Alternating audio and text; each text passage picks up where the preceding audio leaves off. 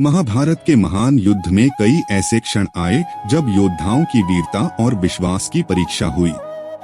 इसी महाभारत के एक महत्वपूर्ण योद्धा की कहानी है जिसने युद्ध के दौरान दुर्योधन को बीच युद्ध में छोड़कर भागने का निर्णय लिया। यह योद्धा था युधिष्ठिर का मामा और कौरवों का सेनापति शल्य।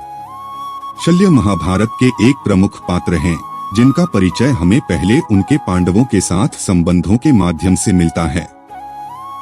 शल्य माद्री के भाई और नकुल सहदेव के मामा थे। वह एक बलशाली, निपुण और चतुर योद्धा थे जिनकी सेना महाभारत के युद्ध में महत्वपूर्ण भूमिका निभा सकती थी। लेकिन भाग्य का खेल कुछ ऐसा रहा कि वह पांडवों के नहीं बल्कि कौरवों के पक्ष में लड़ने के लिए बाध्य हो गए। आइए इस घटना की गहराई से समीक्षा करें और समझते हैं कि शल्य ने दुर्योधन को बीच युद्ध में क्यों छोड़ा। शल्य का कौरव पक्ष में सम्मिलन। महाभारत के युद्ध से पहले शल्य पूरी तरह पांडवों के समर्थन में थे। उन्होंने पांडवों का साथ देने का निश्चय किया और अपनी सेना के साथ कुरुक्षेत्र की ओर प्रस्थान किया। लेकिन दुर्योधन ने चतुराई से शल्य को पांडवों तक पहुंचने से पहले रोक लिया। उसने शल्य के स्वागत और आतिथ्य में कोई कमी नहीं रखी, जिससे शल्य दुर्योधन पर प्रभावित हो गए। जब शल्य ने महसूस किया कि वे दुर्योधन के शिविर में हैं, तब तक बहुत देर हो चुकी थी। दुर्योधन ने कूटनीतिक तरीके से उनसे वचन ले लिया कि वे उसकी ओर से लड़ेंगे।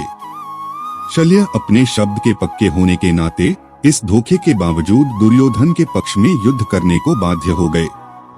शल्य की कर्ण के सारथी के रूप में भूमिका। महाभारत के अंतिम दिन जब कर्ण को अर्जुन से लड़ने के लिए मैदान में उतारा गया, तब दुर्योधन ने शल्य से आग्रह किया कि वे कर्ण के सारथी बने। दुर्योधन को पता था कि कर्ण को एक कुशल सारथी की जरूरत थी, जैसा कि अर्जुन के पास भगवान श्री कृष्ण थे। शल्य एक महान योद्धा होने के साथ साथ कुशल रथ संचालक भी थे। इस तरह शल्य को कर्ण का सारथी बनाया गया। लेकिन शल्य ने इस भूमिका को बड़ी असहजता से स्वीकार किया। वह कर्ण से दिल से कभी जुड़ नहीं पाए, क्योंकि वह पांडवों का समर्थक था और कर्ण को हमेशा एक अवांछित साथी मानते थे। कर्ण के साथ रथ पर होते हुए भी शल्य ने कभी उसका समर्थन नहीं किया। उल्टा वे युद्ध के दौरान कर्ण का मनोबल तोड़ने के लिए उसे ताना मारते रहे।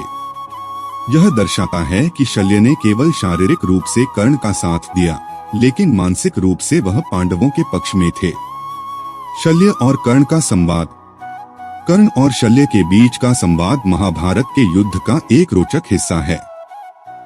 जब कर्ण अर्जुन के साथ निर्णायक युद्ध की तैयारी कर रहा था, शल्य ने कर्ण को बार बार निराश किया।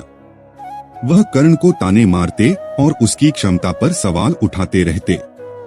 उन्होंने कई बार कर्ण से कहा कि वह अर्जुन से युद्ध नहीं जीत सकता, क्योंकि अर्जुन के पास भगवान कृष्ण जैसे महान सारथी और मार्गदर्शक थे।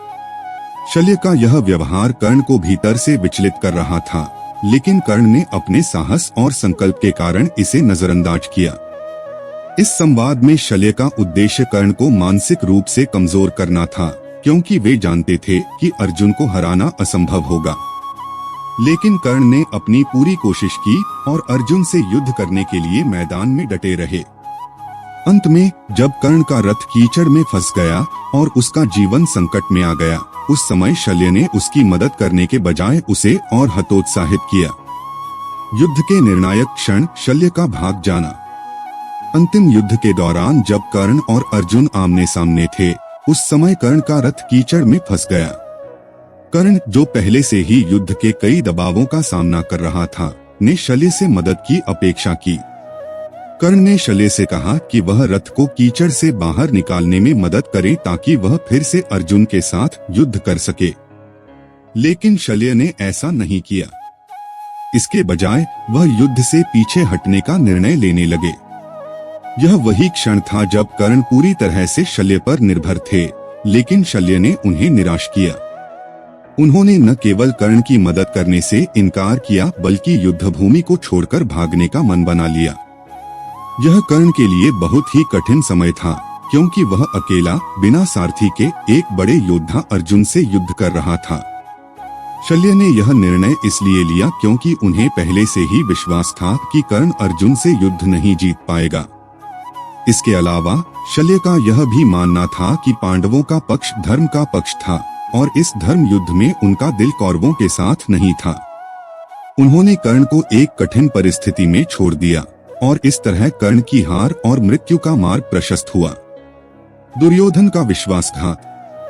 शल्य का यह कृत्य महाभारत के युद्ध में दुर्योधन के लिए एक बड़ा विश्वासघात था। दुर्योधन ने शल्य को अपने सबसे विश्वसनीय योद्धाओं में से एक माना था और उसने उनसे कर्ण को सहायता देने की अपेक्षा की थी।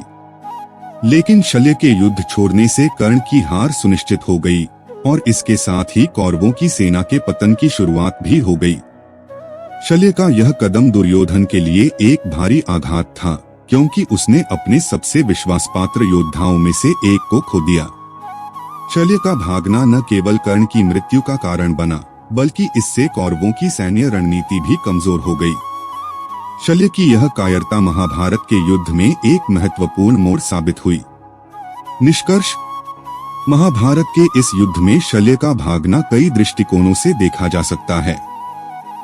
एक ओर यह शल्य की नैतिक दुविधा को दर्शाता है क्योंकि वह पांडवों के पक्ष में थे लेकिन परिस्थितियों के कारण कौरवों का साथ दे रहे थे।